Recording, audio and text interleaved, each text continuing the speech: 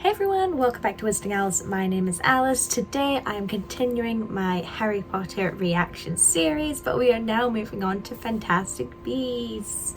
Yay, I think I'm excited. I don't know, I don't love the Fantastic Beasts series, and I got a lot of hate for that when I mentioned it before, but I don't love it. In fact, I'd say I dislike it, but the first film's okay. It is the best of the three. So I'm looking forward to giving this a rewatch because I've not watched these ones as much. I've watched this one twice before and the other ones I've watched once before. So I'm excited to give it a go. Please ignore, I don't know if you can see, it's a mess behind me. I'm in the middle of redecorating my room, hence why I've got these new curtains up, but like the old dilapidated wardrobe's still there. There's nothing on the bed. It's a work in progress, okay? Anyway, let's get into it. I love the use of the newspapers. They've been doing it since Order of the Phoenix, but these newspaper, like old-timey ones, like they don't have pictures, it's just cartoons, like it's great. There are some really cool decisions made in this film. It's a bit of a disappointment. The CGI in this film is pretty bad, and like it's really good. Like the Philosopher's Stone CGI holds up for the most part, and this just doesn't. And this is such a modern film. I can't remember when it came out, but I mean it really wasn't that long ago. But I will of course take this opportunity to say how great I think the score is. It definitely matches up to the other Harry Potter films. It's a great score. And we've got Newt, not my favorite character, but it's fine. So we're in New York, which is interesting. I'm okay with all the America lore, the school, the Ministry for Magic. I know some people are like, it didn't need this whole backstory. I don't mind it. I can kind of just ignore it. This is so great that he can turn the suitcase into being muggle-worthy, and there's the Hufflepuff scarf. Little Easter eggs. It's great because you don't really, do you see? No, you don't see Hogwarts at all in this film, so it's nice to get little sneak peeks every now and again. I've never fully understood the plot of this film, so I'm trying to pay attention. So Newt Scamander, he's come to New York to find some more fantastic beasts, and these people have seen some kind of crazy creature that's destroyed this house. And we've got our guy here, whose name I don't remember. He's coming to take a look. I think. This wind could totally be avoided, all this stuff. It does not need to be causing this much commotion. Let's try to cause trouble. Oh, I forgot about these guys, or this woman, who believes that there are witches. Ah, there she is. There's Tina. I guess witches and wizards. And I guess everyone sort of thinks she's crazy. Oh, she's so dislikable. And there's... oh my god, I'm really bad with these characters' names. I've completely forgotten it. I think there might have been a case swap. Oh no. She's really scary. Nosiness. I do like all the old-timey 1920s stuff. It's a fun look, you know? It's a cool aesthetic, I suppose. Although this isn't the story I would have chosen to tell in a new movie series, it's a cool time period to set it in. Jacob, that's his name. I was thinking about it that whole time. I want to be able to say that in a New York accent. Hey, mister. I'm walking here. No, let's pretend I never did that. That Niffler is so stinking cute. Again, really bad CGI, but it's really cute. I want one. I've got a knitted little Niffler. I think I've shown that before, but I should get a plushy one. They're very cute. Oh, they look good. Why was the egg loose in the first place? This film is like chaos, but in a good way. Shouldn't have done that. Jacob's gonna be freaking out. What is it? I've forgotten what kind of creature it is. I still don't know. I'm not great with the creatures. I think part of my issue with this film is it really feels like it's geared for kids. Like, and not that that's a criticism per se, but really, like, a lot of the jokes, it's got like a Paddington feel to it for the most part. And I suppose I wonder if that was the correct choice, because at this point, the Harry Potter films, people have grown up with them to the point where, let's say you're at least 18 by the time you watch Deathly Hallows Part 2, give it however many years and you watch this, then most of the people watching it, at least when I saw people going to the cinema and people talking about seeing it, they were certainly older teens to adults. That I wonder if part of the reason these films were a bit of a miss is because they just weren't targeting the correct audience. And okay, you could say, well, these films are trying to attract a new audience, a new generation of people, but surely this film doesn't make a whole lot of sense unless you've seen Harry Potter. So, like, just start with the Harry Potter films then. Do you know what I mean? I don't know. I'd love to know your thoughts. MACUSA, yes. That's the government. That's all I've got to say on that. It's a pretty cool building and I like the clock, but it's definitely not as cool as the Ministry for Magic. Ministry of Magic? I don't know. But it's pretty cool, I guess. See, I don't want this to just be complaining the whole time, but part of my problem with this film is I just get bored. And I think that's like the worst crime a film can commit, because you can be really bad but still be fun or interesting to watch, you know, but there's so much just dialogue, and I feel like the Harry Potter films do a really good job of not focusing too much on just dialogue. There's always something going on, or when people are talking, they're doing something interesting at the same time, whereas a lot of this film is just boring back and forth, and like I don't care about these characters, you know, they're brand new to me, hypothetically, watching this film.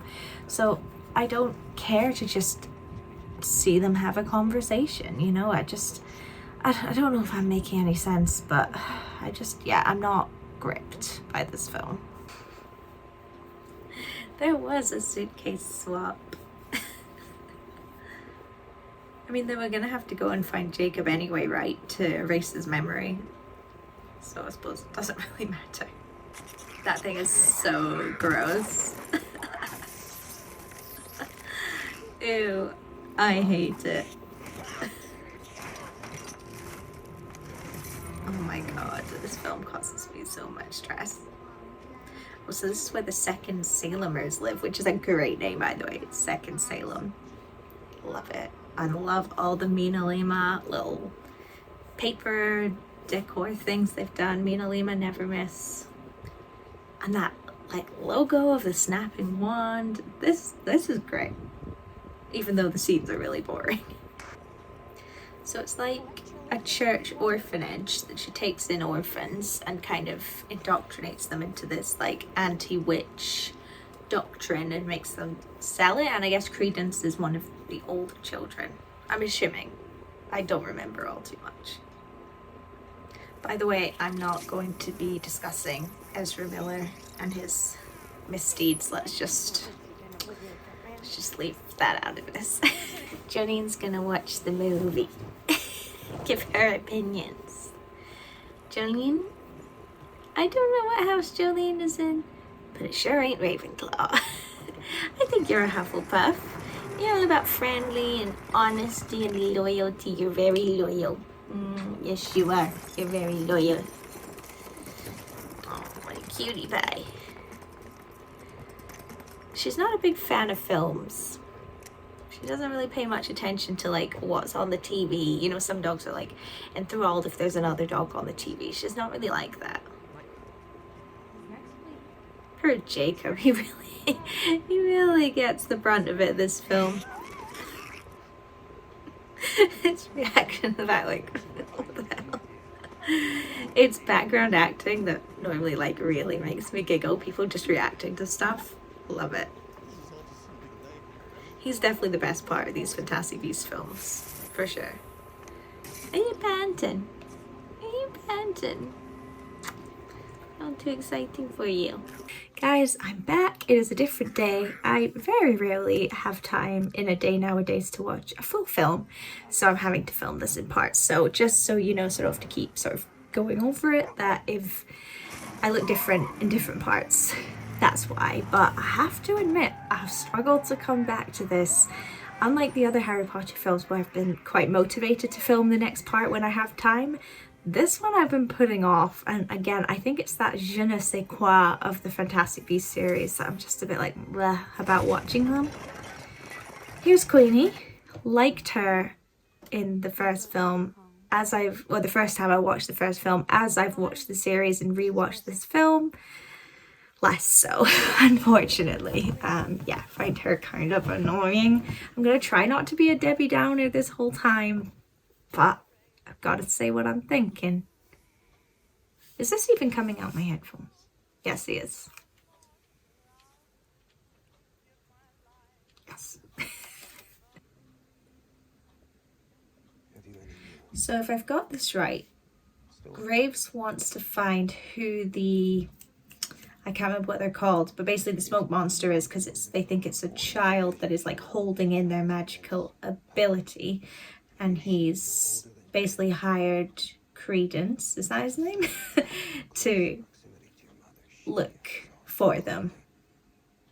I think it's kind of convoluted in the way they explain it.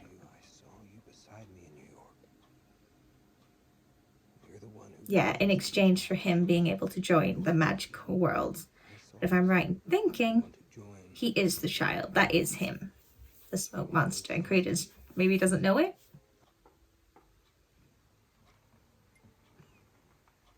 I love that he's just sitting in bed in his full suit. There are little like visual moments that are so funny.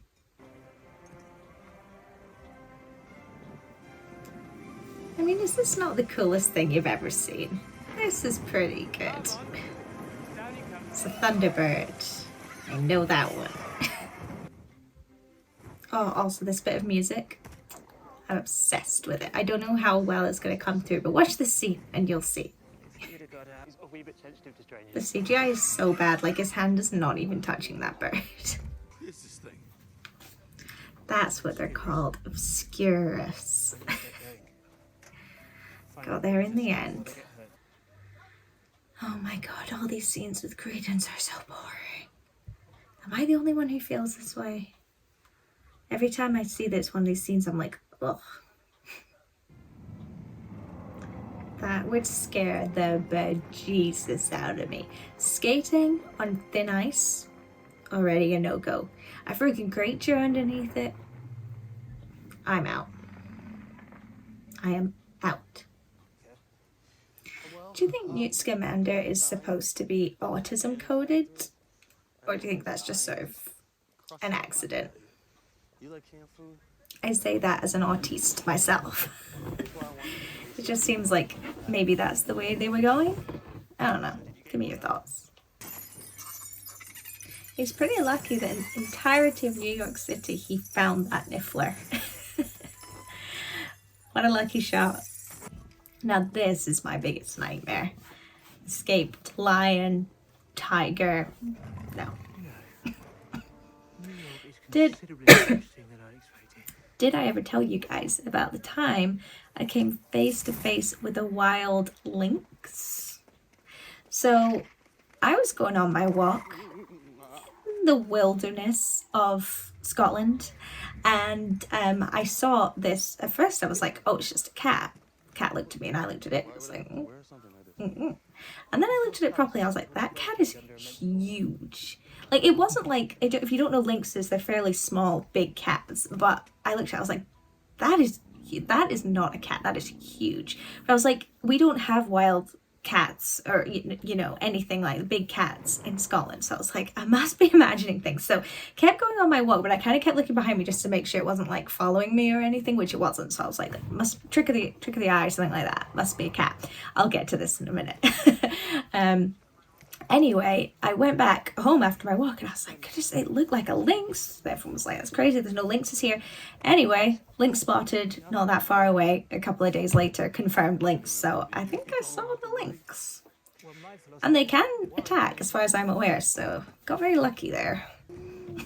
See, at the background of that scene just there was the Harry Potter score, like the famous that one.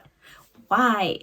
What was its purpose in this scene? It's not used purposefully. It's like, oh, we need those little reminders that it's the Harry Potter film so people like it more. And I don't love this. I love that they use Kowalski as like bait for this in-season rhino, but this is kind of cringy and not funny to me. This rhino's so gross. This is terrifying and also pretty funny. You know what? I think if this film had been a one-off, just like the Fantastic Beasts book is, and they'd gone with this plot of, you know, these guys having to go and hunt down and get a bunch of escaped Fantastic Beasts, that would be fun. Have Queenie and Tina in it too, as kind of like your villains, you know, I mean, like, you know, something that's sort of working against them. Sure. You don't need the whole Credence Grindelwald stuff, and I think it would have gone over really well. So an Obscurus is very rare, and just when someone hides or like tries to push back their magical abilities, and it basically creates this force because you can't really deny your magical self, right? And Ariana Dumbledore was one, and Credence is one, right? I'm not understanding this film, and I think it's because I'm not willing really to commit to understand the plot. Now, I wonder what makes Albus Dumbledore what's their name? so fond of you? What a name drop. I've just been to see Oppenheimer. So setting a pack of dangerous and it's creatures like loose name here drop of like famous historical figures. I feel like this is the same. It's just another... No, she's done nothing at the Kaiser. She used the same That seems a bit sentence. intense. And they're just gonna do it now? Just do it immediately. Give them like a Bury minute myself. to process. Please. This is way too intense.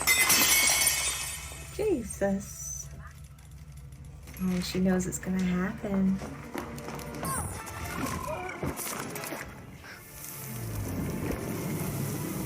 He's not bad at fighting, as it turns out. Why is she seeing the anti-witch lady? Did she visit them? I'm confused. They better explain themselves. And knowing the series, they might not.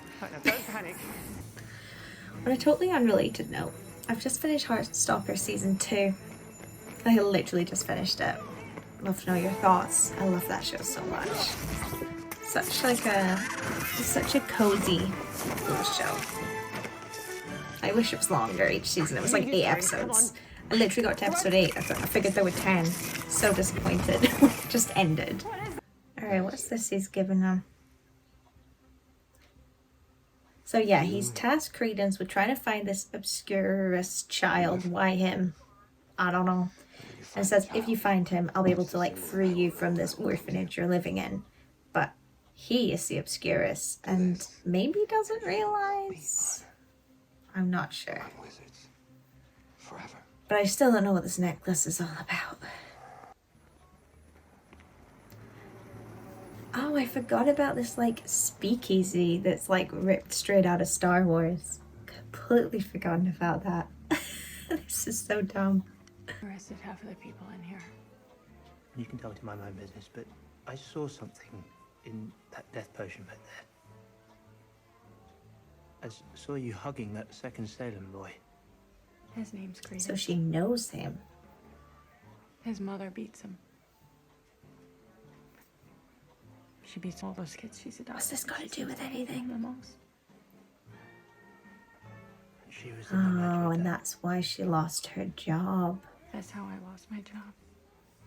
I take it I'll have to make it worth your while. Let's consider it a covered job. I hate his fingers. They're curled back. Like, ugh. Makes me feel uncomfortable. No. Oh, come on. They pick locks, am I right? No, You're not don't having let it. them have the boat truck. I can't remember what it's called, but Well, you ain't having them. I'm attached. No, pick it. Pick it. No. I know it's all like a part of the plan, etc., etc., etc., but pick it. I'm not in an emotional state good enough to be dealing with sad little creatures. Sorry, Mr. Narlock. Jacob is 100% my favorite character. My foreman.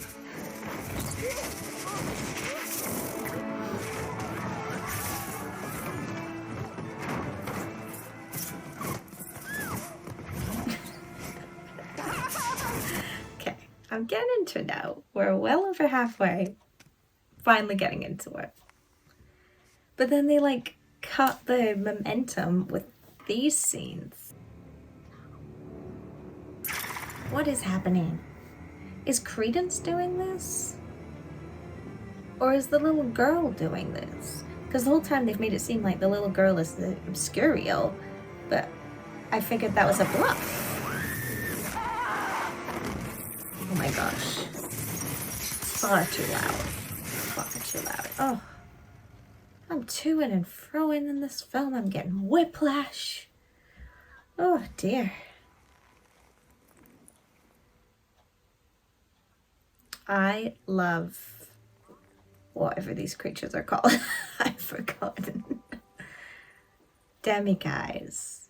Remember when I had to hunt for all the Demiguise moons in Hogwarts Legacy? Oh, hated that. But they're pretty darn cute. It's got a little purse. I need to get myself like a plushie Demiguise for sure. It was babysitting Matt. That is so cool. So pretty. It's like a gas, right? It fills the space that it has. If they haven't already, they should make a Demiguise backpack. Warner Brothers, I'll let you have that one for free. This is definitely one of those scenes, I feel like, here's my conspiracy theory, they put in like last minute because they realized they didn't have enough beasts in this film. Genuinely. Because could you take it out and the plot wouldn't change? Yes. But it's fun. It's fun. Oh, I love him. I love Demiguise. That was a real close friendship you had at school. The music that's playing right now is so nice, but it sounds exactly like a song in Home Alone. Or part of the score of Home Alone. It's so distracting. Damn. I was gonna say she dead, but I think that's pretty obvious. What's he got a Deathly Hallows necklace for? Again, I feel like they add in these references to be like, oh, Deathly Hallows, but there's no point to it. Oh, irks me. Guys, it's a new day, as you can tell. Can you see I've wallpapered the back wall? Well, with my mum's help, but I've done it, guys. This room renovation is coming together, I tell ya. Okay, he's realizing it's Credence. What a plot twist. Oh, damn, I am not centered at all. There we go. Oh my god, I don't remember this. Okay.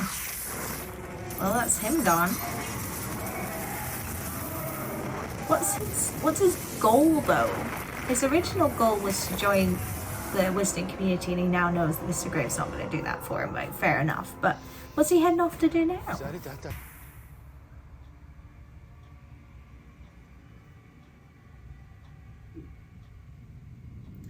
I love an underground system. There's something just so dramatic about it. guys know he can just make his way to other Bar the subway area. stations, I right? don't want Like, anyone else they're over all there. connected. This whole final, like, battle showdown thing at the end of the film, it doesn't do it for me. It's not interesting or even engaging to look at. Being harsh today, but I think it's true. Discovery. He's got a fair point. This whole, like, do not interact with muggles kind of thing. I know he's, like, the bad guy, but a good villain normally has a point that you can understand, right? Revelio? Wait. What? What is he revealing? What is happening? I don't understand. What? I did not see that coming. Except I've seen this before, but the first time I did not see it coming. Except I think I got spoiled, so I did see it coming at every point. We'll do our best, Mr. Grindelwald. Grindelwald's? What? That would have been a good twist, you know, the first time you saw it if you hadn't been spoiled. It would have been pretty good. So they're gonna obliterate the entire city by having the Thunderbird cause a storm, and they're gonna put a spell on the rain so it, like, casts on all the muggles?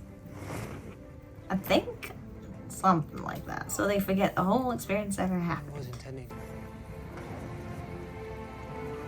I wonder if you can obliterate wizards' memories. Like, obviously they're not affected by the rain, but can you cast Obliviate on them? Question for the room. This is for the best. Yeah. Poor Jacob. It would suck to know that you're going to lose your memory of all of I'm this. supposed to be here. Jacob's definitely my favorite character. No.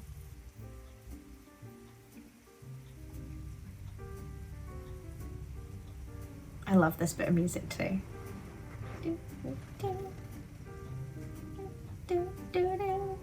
It's great. The whole music is great. I've said this so many times. Sorry. Hey! They're still looking out for him. Even though he doesn't remember everything. Anything. Field Bakery. A well-wisher. It's kind of creepy, right? Like, out of context. Someone just gives you, like, loads of money, basically. Copy of my book, if I may. I'd like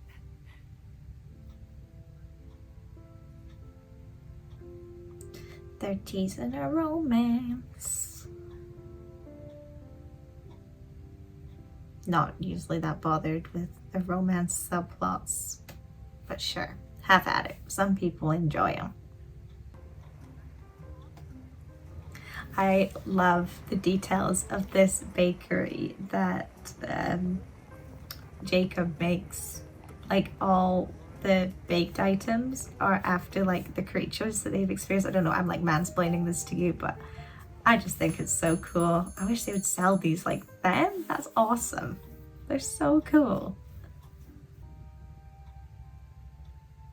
He remembers, kind of. Does that mean he's like part magic, maybe? Anyway, I like that ending. That was a good ending. Okay, we're done. And thank goodness, I'm not gonna lie. It's good. It's fine. It's serviceable. It's okay. I feel the same way as I did when I came out of the cinema. I was like, you know what? I had no right time watching it, but I'm not gonna rush back to watch it again. It was funnier than I remembered. There were certain key moments I thought were really funny. But I don't think I'll be watching it again for a very, very long time. But moving onwards, we've got 2 more Fantastic Beasts films to watch, and they get worse and worse. So keep an eye out for that. Thank you so much for watching, and I'll see you next time. Bye.